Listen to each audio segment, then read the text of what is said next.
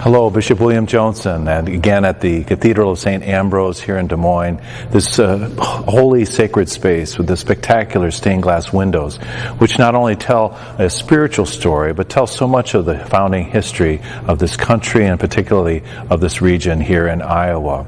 It was a little sad moment this past Monday when we celebrated the funeral mass for Father Tom Cunnell, a much beloved priest, originally from India, who came to not only the Twin Cities, but then to Iowa, and had served as pastor in Imogene and Red Oak, then at Guthrie Center, Panora, and Baird parishes. He had contracted cancer, and though he fought nobly, and it pained him not to be in the saddle serving his people, ultimately cancer claimed him last week. But the beloved pastor of so many people, who had an energizing spirit. He, as a young priest in India, had been a chaplain and retreat director for Mother Teresa, now Saint Teresa of Calcutta, and her missionary sisters. And Father Tom embodied a missionary spirit, not simply in moving from place to place to carry the gospel, but believing that everyone thirsts ultimately for Jesus, to meet his thirst for us in his great love and desire that we know the love that he shares with the Father.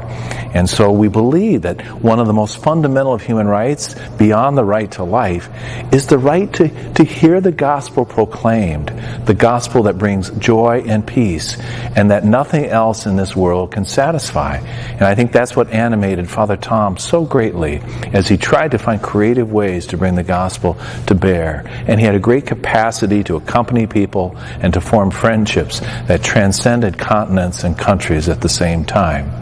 You probably can't see it in great detail, so you'll have to come to the cathedral yourself to see it.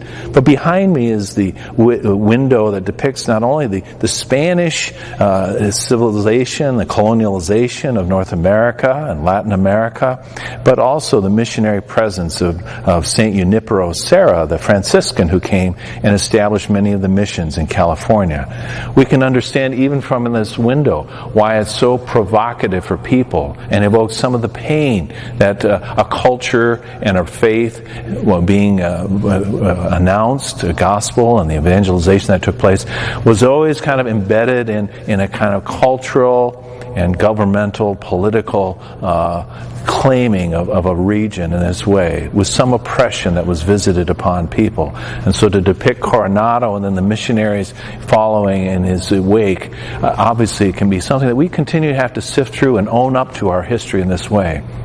But Junipero Serra, among saints, was a man who saw the right to education and defended the human rights of Native Americans.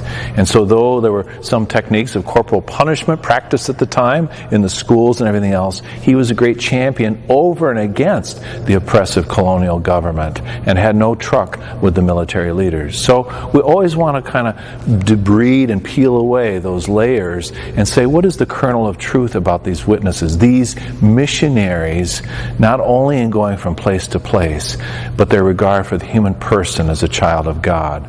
It was a signal moment last night here in the cathedral when, thanks to Jessica Hernandez of our Hispanic Ministry Office of the Diocese and Justin White as well in the evangelization and catechesis, who works particularly with young adults, hosted a young adult prayer against racism here in the cathedral.